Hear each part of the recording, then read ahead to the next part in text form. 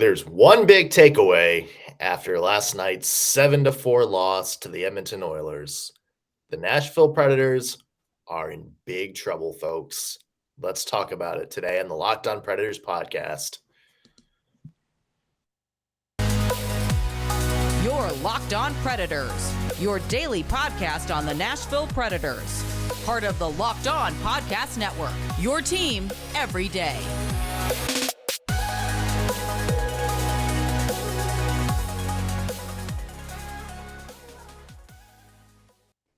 Thank you for making Locked On Predators your first listen of the day. Every single day, we are your free daily Nashville Predators podcast, available on all platforms and available on YouTube. Thank you for not giving up on us like the team apparently has. I'm Nick Morgan. I'm a writer and editor at ontheforecheck.com, and I have a partner in crime. You do. I am Ann Kimmel. I'm a writer and editor at InsideThePreds.com. Well, Jesus Christ. Wow. That was one way to spend an evening, my friends. Yeah. Something like that. Yeah. I mean, I don't even know where to start with this. I'm going to start with this. I'm just going to throw this out there. I'm going to acknowledge the fact that the Nashville Predators had a better third period, that they came back and actually looked pretty strong towards the end of the game. I'm actually also going to acknowledge the fact I don't care about that in one bit. I do not care that they got momentum. I do not care if everybody looks at that and says, oh, well, they played themselves strong. That's all you can do. Now, we'll try to build off and take that to Calgary and do. I don't care. I have zero diddlies about the Nashville Predators finishing the game strong, because the game as a whole, the start to the game, and for most of the second period, was enough suckage to last a freaking lifetime. Yeah, that was, and here's the thing. I think because the suckage came so early and so quickly in that first period, the Predators got their first goal 34 seconds in. Hallelujah. Thank you, Swedish brethren. Mattias Ekholm got his first goal of the game. And we're like, oh, right off the bat, we're punching. We're coming out punching. And then Edmonton rattles off. It's the same place. One just has a rodeo. Edmonton just rattles off 4 goals in a row. And you are coming out of that first period and you literally are crawling at the sound of the bell back to your corner to throw up in your bucket. That's where the Nashville Predators were. And, you can come out and you can finish the fight, but you still crawled to the corner after the first bell, and you cannot dig out of a hole like that. Now, I will say the Predators, like you said, I'm going to be the guy that says the thing that you don't give a diddly poo about. The Predators did play better as the game went on, but that's not how you can win hockey games. That's not how you get your team to the postseason. That's not how you win in the postseason, and that's not how you get a Stanley Cup. First off, I don't think you know what that bucket in boxing is for, because it's not for throwing up. It's not for throwing up? No, it's like the bucket. It's like collects like the. Let's not do that this early in the morning. But that's not what the bucket is for. That's like they toss water on you and like sponge you off. Oh, okay. Well, I would just be throwing up if I got my butt handed to me like the Predators did last night. I would be throwing up. Remind me never to be in your corner during a boxing game. Yeah, I know. This seems like a good place to start the one words, Anne. My one word, it's not fancy. It's not a reference to anything. It's just insanity. You know why? Because the definition of insanity, as the famous quote goes, is doing the same thing over and over again and expecting different results. It seems like that's what the Nashville Predators seem to be doing here lately. And look, we've talked about this before. Give John Hines a lot of credit for taking this team when they were kind of lost, when they had sort of lost their way, when they didn't really have a clear direction, and pulling them all in the same direction and building an identity. My problem now, that identity is not winning hockey games. And I don't understand how it's taken more than a calendar year to realize that. Now, we talked yesterday about the how it just seems like some of the younger skill players, how it just seems like they're being given the smallest leash, and if they don't fit into this sort of vision for the bottom six, then it's either your second line or you're a healthy scratch at this point. We saw that come into play again last night. We're glad Ellie Tolvanen came back, but Cody Glass, who John Hines had touted less than a week ago as somebody who deserves some more playing time, somebody who deserves some more chances. Healthy scratched again after, let's be honest, probably 1.25 games of sample size. Not even 2 full games. We see that again. We see this sort of gritty, grindy, nose to the grindstone lineup get absolutely lit up and ran circles around by a fast-paced team that still has physicality. Look, Edmonton has proven it. You can have a fast finesse team and still play a physical game. True. Edmonton does it. Colorado has proven it. Yes. The Florida Panthers prove it. The Calgary Flames prove it. So I don't understand this sort of stubbornness about that. This is the identity the Predators need to win games. It's not. It hasn't. And it didn't last year, to be honest. The Predators would grind through games, win with heart and a lot of depth players coming up and scoring, and that's all well and good. And then they would play against Tampa Bay, or they would play against Colorado or Calgary or Pittsburgh or some of these teams that were top class in the NHL and get their butts handed to them on a silver platter. They would go back to their throw-up bucket in their corner after periods or whatever happens in boxing, according to Anne's boxing rounds. Yeah. It's just it's not working. It's not working. And the more John Hines tries to make it work, it seems the further and further the Predators are getting from any semblance of being a team that's going to compete. Yes. And that whole conversation brings up two thoughts for me. Number one, I always go back to, my experience comes from parenting. And I've said this before on the podcast, you parent the kids you have, not the kids you wish you had. And so if you have a roster where this identity style of play isn't going to work, then you have to figure out how to make the roster you have work. And, and I understand that, that David Poile has, built a roster around this particular form of hockey, this style of hockey, this identity hockey. But if it's not working, you have to pivot at some point. It's square peg, round hole. You have to coach the team you have.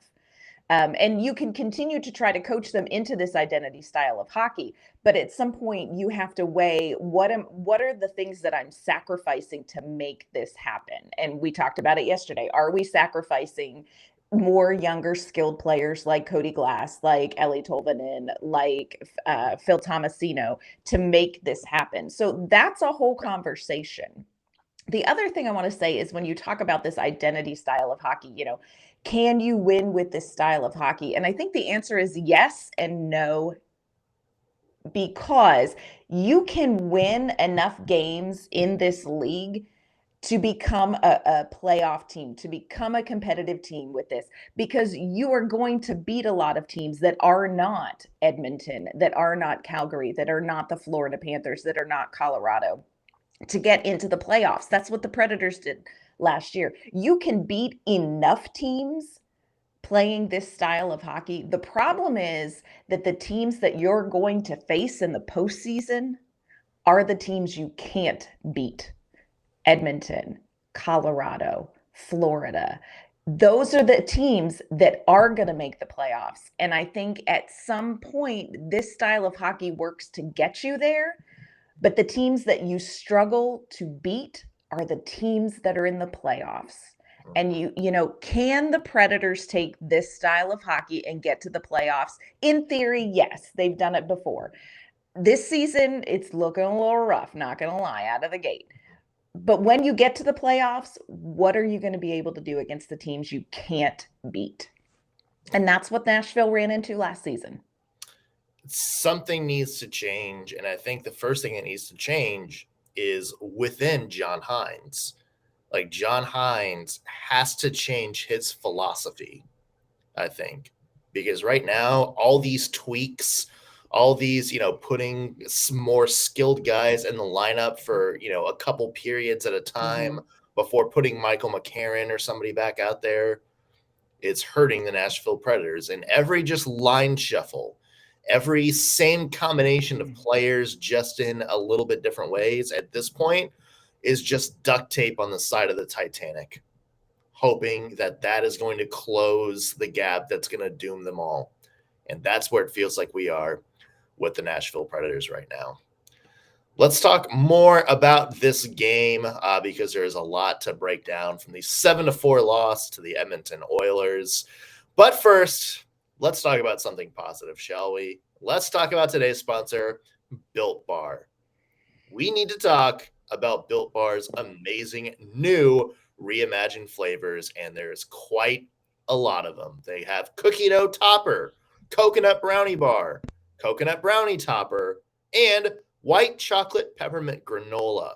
It's Built's take on the granola bar, so it's more filling and still insanely tasty. That's not all the new flavors. They also have candy cane brownie puff. Built Puffs are like biting into the universe's most delicious marshmallowy cloud of goodness. Ann and I are loyal Built Bar people, so take it from us. This isn't just an ad read. It is a way of life for us. We both have pantries full of this stuff that we eat on a daily basis and had seemingly gone before we can actually budget out our rations for the week. For anybody who hasn't tried Built Bars before, they're the best tasting protein bars out there. They've revolutionized nutrition as we know it. It's combination 100% real chocolate, 17 grams of protein, and shockingly low sugar and calories, just 130 to 150 calories, depending on which bar you get. Just sink your teeth into that first bite. It'll change your life forever. Not kidding.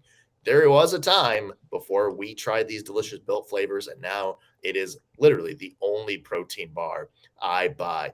And it's a magical time afterwards. Any new flavor can be your favorite. There's so many to choose from. There's puffs, which are like the little marshmallow candies that we used to enjoy as a kid. There's the granola bars. There's the regular bars with flavors like cherry barcia, mud pie, all that good stuff. Plenty to choose from. Everybody's got a favorite, so why don't you go and try yours? Built, you got to try it. Get 15% off your order right now by using the code LOCKEDON15 at built.com. Tell them we sent you. All right. Let's talk about delicious protein bars. More talk about not delicious protein deficiency for the Nashville Predators. 7-4 loss to the Edmonton Oilers last night. And I don't know where to jump in on this. What's your take on? Let's do this. Let's just start at the beginning. Your take on the first period.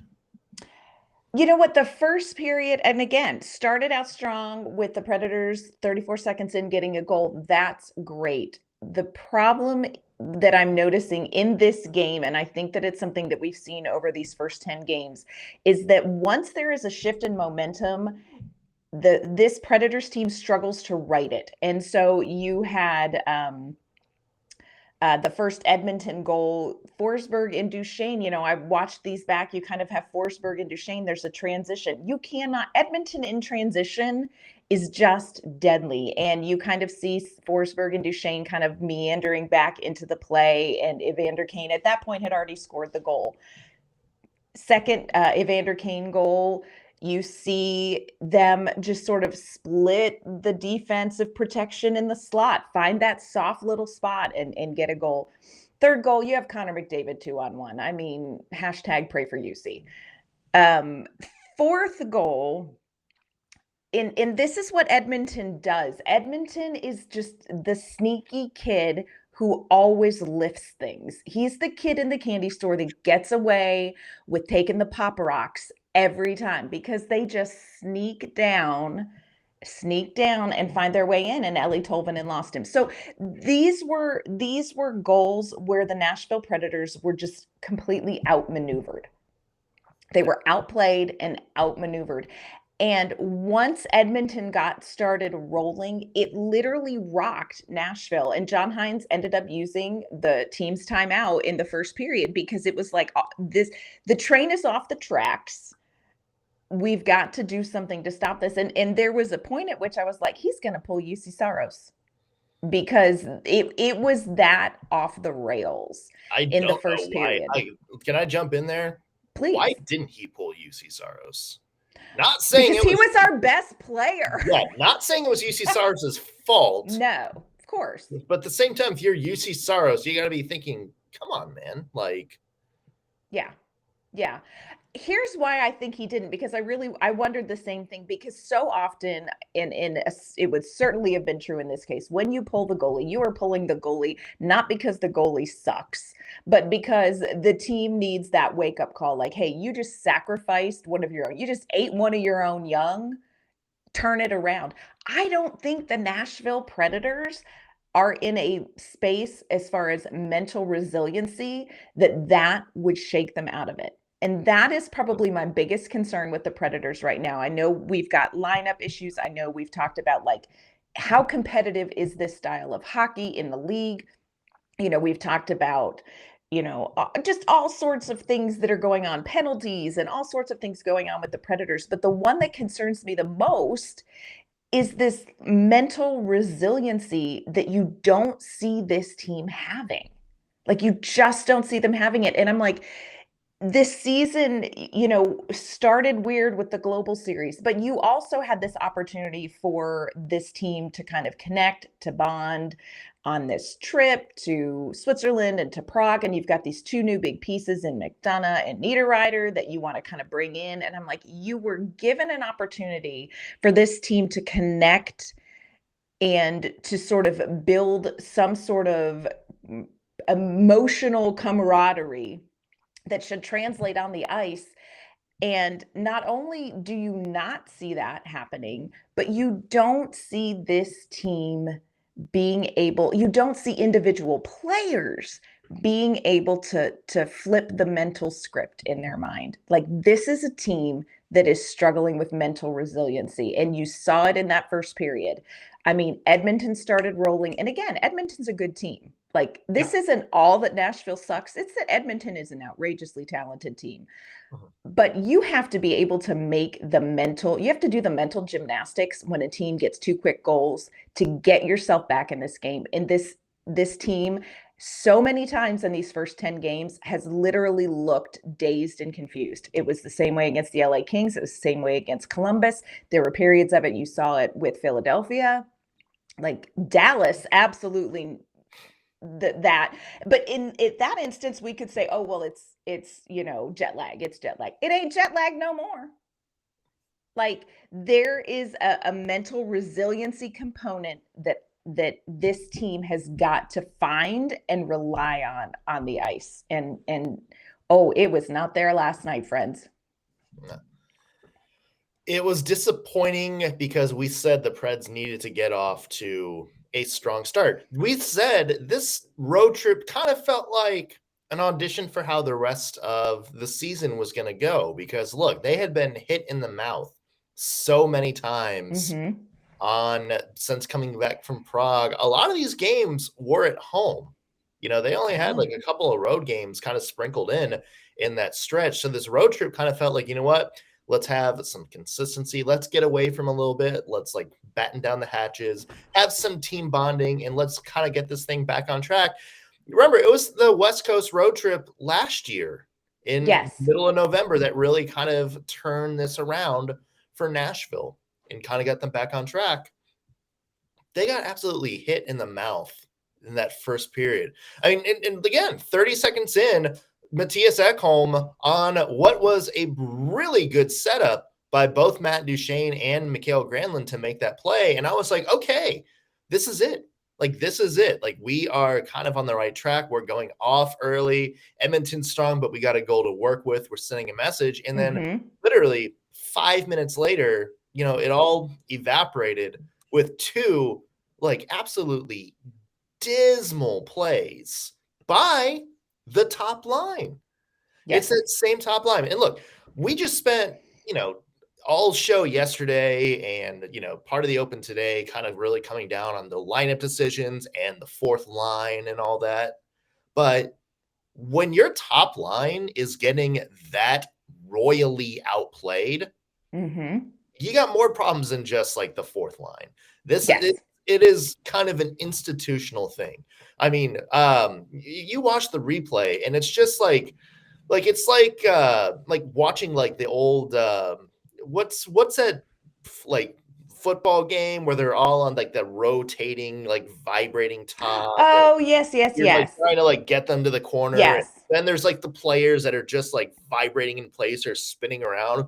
That's what the Preds defense looked like in the first period whenever Connor McDavid or Leon Draisaitl were on the ice. Like they were just like kind of spinning in place, watching this like speedy cycle and all this skill and just nowhere near where they needed to be to make a defensive play. And again, that's your top line. That's Roman Josi on defense. That's Philip Forsberg and Matt Duchene and Mikael Granlund, who we had talked about Mikael Granlund being a great two-way player and kind of being the kind of like the unsung glue guy of that top line. And he was just absolutely getting his butt handed to him in the defensive zone last night. And it's just like, that's my biggest concern is, look, like, there's a lot of depth players. We can talk about that all day being the problem. But when your stars are playing that, when your stars are getting this outplayed by the other team's top guys, and that's something that has happened a lot this season, that's how you know the Nashville Predators are in trouble. Now, we kind of talked about this before the show. The Preds battled back towards the end. They made it close a couple of times. Philip Forsberg wound up with 3 points. Mikael Granlund and Roman Josi each wound up with 2-point games. Matt Duchene had a 2-point game as well. I almost hate that. I almost hate it. Like, I almost hate that this kind of feels like an out. Like, this is just like kind of let's talk more about, like, let's build some positivity at the end of the game. And, to the Preds' credit, what else do you do when you're down 5-1 at that point? Just make it close and try to look for any victory anywhere. But I almost would have rather just had them lose 8-1 because I feel like you're going to learn more that way. I feel like this just gives John Hines an out to be like, okay, well, we got some things going at the end, so we're going to put some people back out there.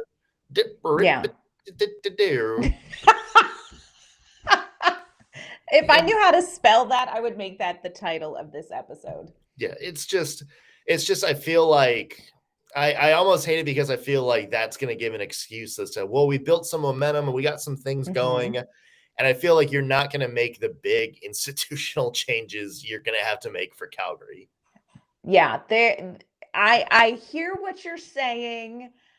I don't know that I 100% agree, but I hear what it's a little bit of it's the pretty girl flirting with you and then ignoring you, but then she flirts and then she ignores. You know what I'm saying? Like, I feel like they're emotionally toying with us. Like, who is this team going to be? And 10 games in, absolutely no clearer answer to that than there was in the preseason. We have no idea who this team can be. We have we have some idea of who this team is, and it ain't looking good. We're going to dive into what comes next for the Nashville Predators. What has to happen? What do we need to do? At what point do we curl up in a ball and cry over this? Is it right around the corner? It may be. But first, we want to thank you for making Locked On Predators your first listen today. When you are done with Locked On Predators, you need to go check out Game to Game and make it your second listen of the day. Every moment, every top performance, every result. Locked On Game to Game covers every game from across the NHL with local analysis that only Locked On can deliver. You can follow Game to Game on Locked On NHL. It's available on any platform where you get your podcasts, and also it's available on YouTube. So what do the Predators do from here, Anne? Because they got Calgary next. Yep. They're going to have Vancouver coming up in a game that feels like a 1 in 10 It's a trap versus another 1 in 10 MAC team at this point. They got like Colorado coming up down the road, and it's just like where do the Preds go? Like, how do they fix this? Is this fixable at this point? Yeah, I think that's a valid question. For all of the emotion that last night's game automatically brings up among Predators fans and hopefully in the Predators locker room, you have to remember that 10 games in, so we're 1/8 of the way through the season. So there is an element where there's still some space to breathe. But for me, the next 10 games are going to decide the Nashville Predators season, because you cannot play like this for a quarter of the season and expect to make the playoffs. And look, Nashville's expectation going into this season wasn't making the playoffs. It was getting into the second round of the playoffs. Yeah. So we're getting to the point where even this early in the season, you got to get some stuff done. You look, like you said, the next 10 games. They have Calgary, Vancouver, Seattle, Colorado. They have the Rangers, Minnesota, the Islanders, Tampa Bay, Arizona, Detroit. Mm-hmm. Now, there are some games you can go in there and you can go, that's a gimme game. Like we can beat Vancouver. It's a trap. Mm-hmm. To quote Admiral Akbar, it's a trap. There is not one of these next 10 games that the Nashville Predators can afford to spend 1 minute, one shift, one period, nothing with their foot off the gas, because they have got to come out of these next 10 games with A, some idea of who this team is, B, some idea of what the consistent lines are going to be, and to build on that, and C, they got to come out of this with a significant number of wins if they want to right this ship. So we are 1/8 of the way through the season. The next 10 games, we're already at critical mass here, folks. Next 10 games. And it starts Thursday against Calgary. That, my friends, is not a gimme game. This is it's Calgary game, yeah. Part 2, or it's Edmonton Part 2. So, at every single game the Predators play from here through November, the end of November, they also have Colorado again, Columbus, and Anaheim to kind of round out the month. But this November, every game is going to be a game that decides who this team is. Every game, whether it's Vancouver or whether it's Colorado. Yeah, and it's they're running out of time to figure it out. I think Chris Mason said it best, and when he talked about this last night, and he said, "You're wasting a lot of time trying to figure things out at the start of the season. You kind of want that ball rolling after a month." It feels like we're still in the middle of preseason, and John Hines isn't quite sure who he wants on this roster, who's going to be his top line. Kiefer Sherwood lasted 2 games as a top 6 guy after being so sure throughout all the preseason. Yeah, you can't figure out if Ellie Tolvanen is kind of a 4th line extra guy, your 2nd line winger. You can't figure out if Ryan Johansson is going to stay with Nino Niederreiter. And it just seems like there's these tweaks that happen every other game. And there's a long road ahead for the Nashville Predators. And I agree with you. I think there's still plenty of time to turn this thing around, but you got to start making some decisions and rolling with it. And you got to give these guys a chance to build momentum, and you got to make some tough calls on players. It's like, look, are they NHL players or not? Are they helping us win games or not? No, I agree with that. Yeah. That's going to be the big thing these next couple of games. And look, if I'm John Hines, I look at some of these players. I look at somebody like Cody Glass. I look at somebody like Ellie Tolvanen and be like, look, we have another week and a half left on this road trip. I'm putting you in this spot for the next 3 games, and I'm going to see how you do. You may get killed one game. You may bounce back with 3 points the next game. I'm going to see how you do. I'm going to give you a chance to kind of play yourself out of any rough stretches. I'm going to play you like I would any other top 6 winger on that line, and I'm going to see how you do. I think that's what John Hines needs to do with some of these skilled players to see where they fit in. And look, if John Hines gives somebody like Cody Glass or Ellie Tolvanen, a 5-game stretch, and the Predators are still where they're at, and they're still kind of making these, not confident plays or whatever, then fine. Then, maybe they're just destined to be like really good AHL players, or maybe they're destined to be a better fit somewhere else. My point is right now, it doesn't seem like they're giving an opportunity to see what they can do. For the star players, I don't know, because those aren't inside the realm of like a John Hines roster decision.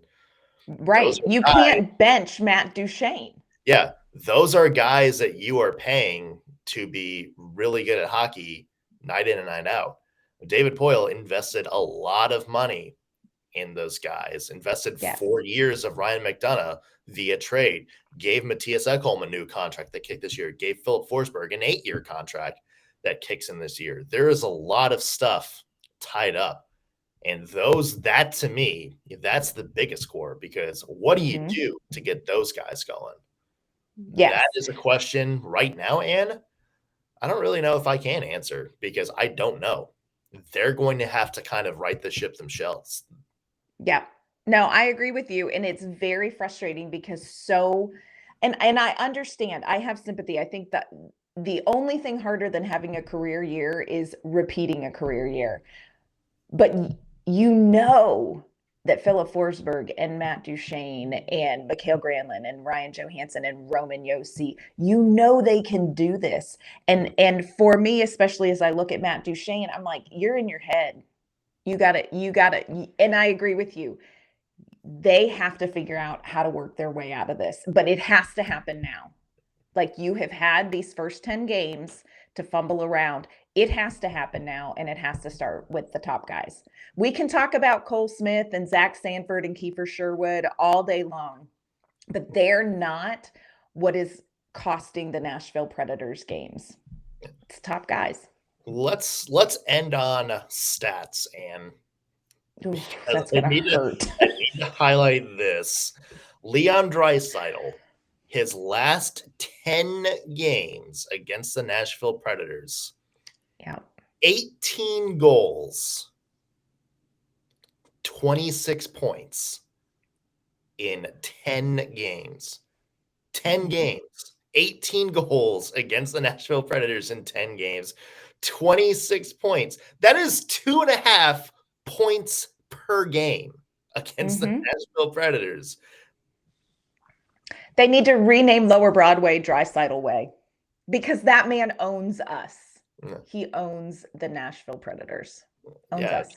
Change his name to Haslam, because his name is officially on the lease at Bridgestone Arena. He is the person that the Preds call daddy at this point. He is the guy sitting on his perch at the top of the Batman building in a Chase sofa, sipping a glass of brandy, staring down at his creation, laughing maniacally. The Preds cannot shake the Leon Draisaitl curse. Who needs Connor McDavid at this point when you Really? have this guy putting up Wayne Gretzky style of numbers game in and game out against the Nashville Predators? Jiminy Christmas, this is like insane. I cannot remember. There have been some Preds killers over the years. Early Jonathan Chichu, Pavel Datsuk, guys like Joe Thornton when he played for the Sharks, Logan Couture, Joe Pavelski, some of these like notorious Preds killers. I have never in my 25 years or whatever it's been of watching Predators hockey seen this level of domination against the team by one particular person. Yeah. He has Nashville's number and it's on speed dial and he don't even look to dial it. It's bad. Yeah. No, man. It is absolutely insane. It's so bad. What did we do? What did we do to Leon Draisaitl to make him hate us this much? Oh, I mean, if I was Connor McDavid, I would just take the Preds games off. Like, you go on, take like a little week, take a little vacation. He's got it. Yeah, we don't need Starsky and Hutch. We just need Hutch for this one. Fact. We just need Hutch to solve this mystery. Again, Preds play Calgary on Thursday. They're going to have to do something different. Yeah. Because if they come out with some sort of same combination of players with, the same sort of physical identity or whatever it is, I don't even care if they win that game at this point. I'm like, if you're doing the same thing, I'm going to have an angry show for you on Friday. So we'll see how that one goes. For the rest of you, make sure you listen to Locked On Predators every single day. If you like us, rate us. Give us 5 stars on whatever platform you use. Be sure to subscribe as well. And if you're watching this on YouTube, be sure to hit the subscribe button and also the bell notification. That way you'll be the first to know when we get new content out. Follow us also on Twitter at LO_Predators. So you'll see whenever we have any important updates on the show or ask you guys for feedback or any sort of fan related questions. And where can the people find your work? You can find my work at InsideThePreds.com, and you can find me on Twitter at ANK_Mama on Ice.